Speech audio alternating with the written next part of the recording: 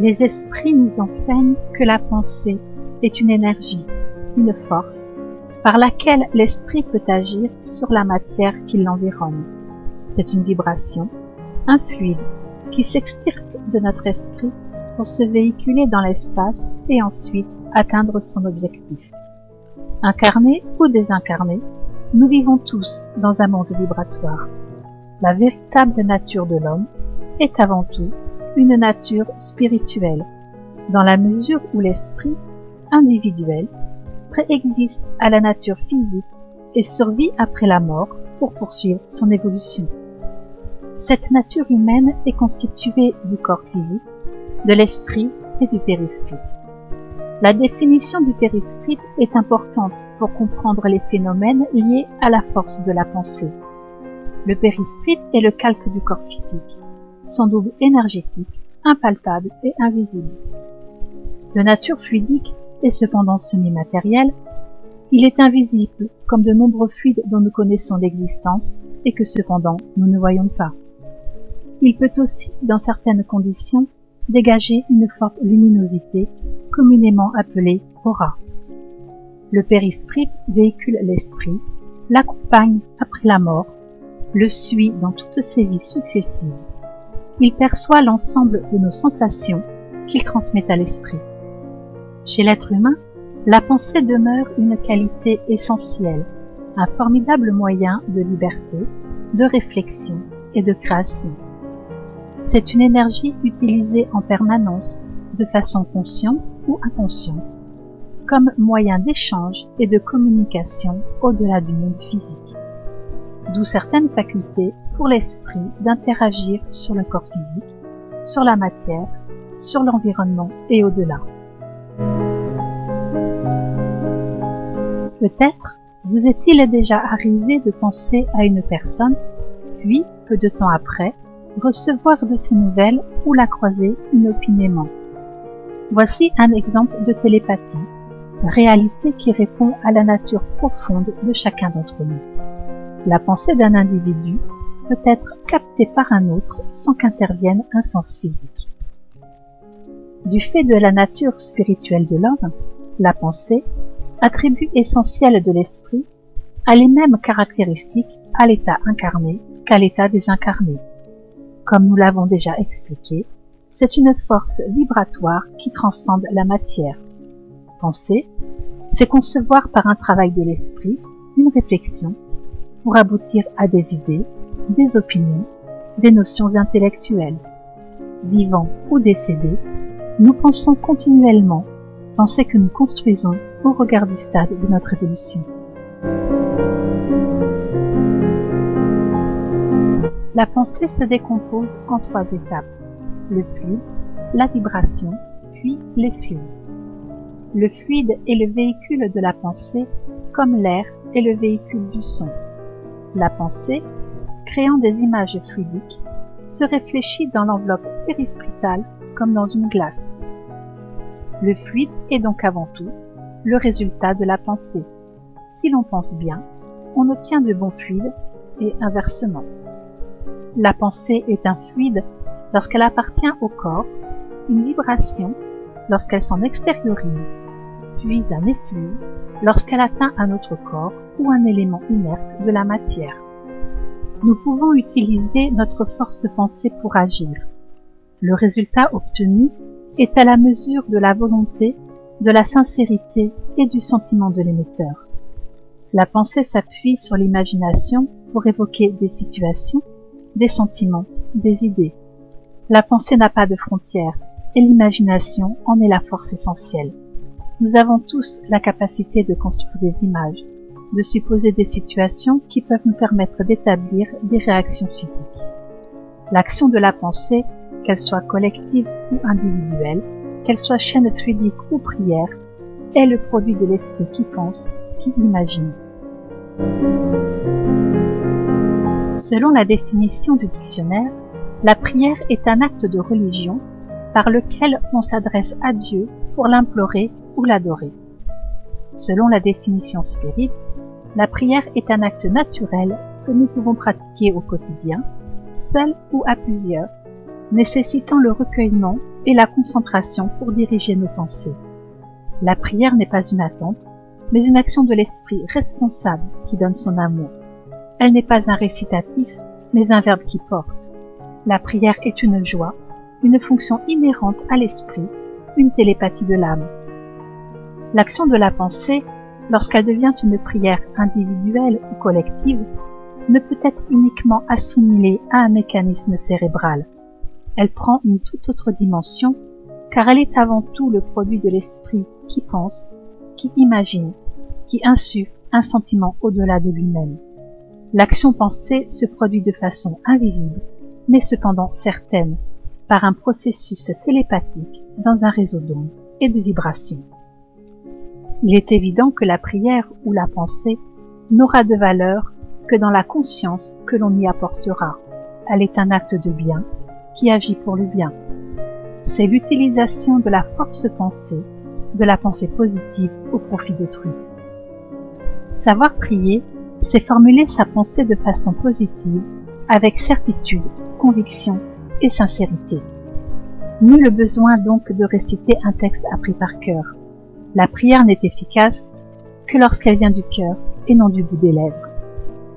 Dans l'incarnation, nos pensées sont prisonnières de nos corps physiques, de notre système nerveux, de notre matière cérébrale.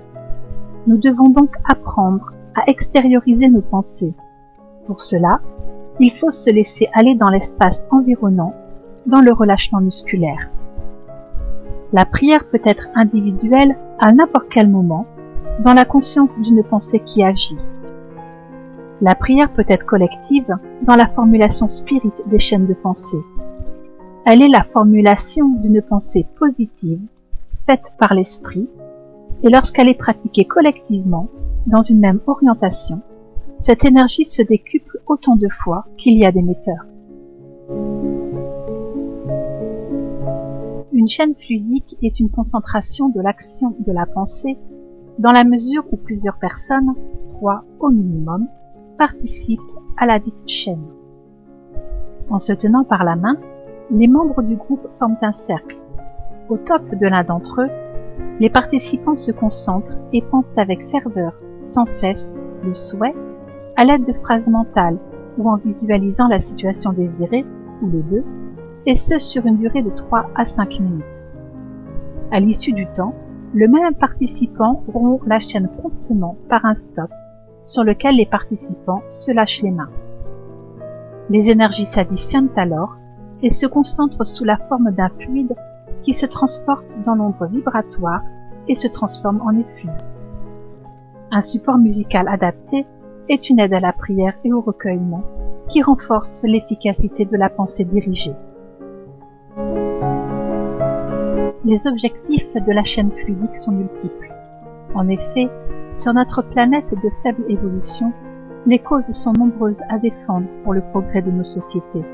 Un proche décédé, une personne malade, les causes humanitaires, les enfants qui meurent de faim, les catastrophes naturelles, les guerres. En regardant autour de nous, nous pouvons appréhender toute la nécessité d'une force pensée qui s'adresse aux esprits et guide de l'au-delà. Confronté au décès d'un proche, il existe une action simple et déterminante à la portée de tous, effectuer une chaîne fluidique grâce à laquelle nous pouvons agir pour faciliter le passage du défunt dans l'au-delà et sa rencontre avec son guide. En tant que spirit, lorsque nous apprenons le décès d'un proche, nous effectuons des chaînes de pensée pour lui éviter le trouble. L'esprit pourra alors prendre conscience plus rapidement de sa mort physique et se retrouver libéré de ses souffrances morales. Il existe toujours au moment du passage un désemparement plus ou moins long et plus ou moins profond selon les personnes, selon la façon dont elles sont mortes, surtout s'il s'agit d'une désincarnation brutale, comme après un accident ou un suicide, selon leurs convictions religieuses ou spirituelles. Si cette situation perdure, cela peut se transformer en véritable trouble, auquel cas, la personne ne passe pas le tunnel et reste proche de la matière dans une sorte de torpeur où elle ne comprend pas ce qui lui arrive. Pour éviter ce trouble, une chaîne fluidique permet d'interpeller l'esprit sur sa nouvelle condition, de l'aider à réaliser qu'il n'est plus dans la matière et qu'il doit rejoindre son au-delà et les esprits qui l'attendent. Pour cette action, avec des membres de votre famille ou des amis, joignez-vous en cercle, par la main. Fixez votre attention sur la personne, visualisez-la par des images mentales, puis, par la pensée, entamez un dialogue mental, en l'appelant par son prénom, en lui apportant des informations nécessaires à sa compréhension, à savoir que son esprit vit toujours. Faites-lui prendre conscience de sa nouvelle condition de désincarné. Guidez-la vers le tunnel, dirigez-la vers la lumière. Pensez avec force à la propulsion de son esprit vers l'au-delà, à sa rencontre avec son guide qui l'attend. Cet acte de pensée doit être sincère. C'est un acte d'amour qui ne demande pas de lieu particulier pour sa réalisation. La chaîne fluidique est tout autant applicable aux esprits incarnés. La pensée dirigée sait atteindre son but et vous pouvez en effet l'orienter pour le bien-être d'une personne vivante, pour sa santé par exemple. Vous pouvez ainsi prier pour elle de manière individuelle ou par une chaîne, avec comme toujours la sincérité du cœur et la conscience de la raison. Les fluides ainsi envoyés de manière régulière sauront atteindre cette personne. Nos pensées sont des choix qui sont le reflet de notre manière d'appréhender le monde. Notre bonheur dépend de nos choix d'interprétation. Les recherches en psychologie ont démontré que les personnes optimistes sont en bien meilleure santé. L'inverse est aussi vrai. Il n'est pas utile de faire des analyses pour constater que le stress, par exemple, peut être à l'origine de déclenchement de maladies. Nous pouvons aussi prier pour les esprits souffrants, qu'ils soient morts de famine, victimes de catastrophes, de guerre. Lorsqu'un individu meurt brutalement, son esprit ne se dégage pas immédiatement de son enveloppe charnelle. La séparation du corps et de l'esprit se fait très lentement, de façon inconsciente, alors que l'esprit continue de ressentir les souffrances inhérentes à son mode de désincarnation. Il reste figé dans cet instant. Le temps se perpétue alors dans un éternel présent. Pour cet esprit qui vit le trouble, il n'y a pas de réel contact avec l'au-delà, même s'il peut percevoir parfois des présences, percevoir son guide. Mais par peur, et parce que sa conscience est altérée, il refuse le contact et se replie sur lui-même. À l'intérieur de séances spirites particulières, séances de délivrance, nous recevons ces esprits tourmentés afin de les aider à trouver le chemin de leur au-delà. La pensée des esprits en souffrance se fige sur des images de cauchemars ou de tourments de toutes sortes. L'esprit est prisonnier d'une pensée qu'il ne maîtrise pas, le conduisant parfois à revivre sans cesse des événements tragiques tels les derniers instants de sa vie. L'acte spirit essentiel consiste ainsi à entreprendre la délivrance de ces âmes troublées, tourmentées par le dialogue, la prière, afin de percuter la pensée de ces esprits dans l'errance, dans le but de les réveiller simplement à leur nouvel état, à leur conscience spirituelle. Les chaînes fluidiques peuvent également s'appliquer à des situations qui font notre actualité planétaire. Dans l'addition des pensées, l'énergie dégagée peut influer sur le cours des événements, toujours dans une perspective de paix, d'amour et de bien. Pensez la paix, pensez l'amour entre les hommes. L'équilibre de notre monde est fragile. Beaucoup de pays connaissent encore la guerre, conséquence tragique des actions humaines où le pouvoir et l'argent dominent les choix politiques de certains dirigeants. Pour cela, vous pouvez penser que l'homme ne succombe pas à la tentation de la haine, de la violence, mais qu'il œuvre pour la paix, pour un monde plus juste. C'est notre rôle, en tant qu'être humain conscient du monde dans lequel nous vivons et conscient de notre force pensée. Chacun à notre façon, spirit ou non, nous pouvons aider par la prière et la force pensée. Dans le monde des esprits, la pensée s'extériorise, vibre et se transmet de manière instantanée vers son objet sans le détour du langage, mode d'expression et de communication sur notre planète. On pourrait donc aisément envisager que les esprits sont capables d'agir par leur propre volonté puisque leur pensée est libre de toute entrave. Mais en réalité, leur influence sur les humains ou les esprits désincarnés est fort limitée.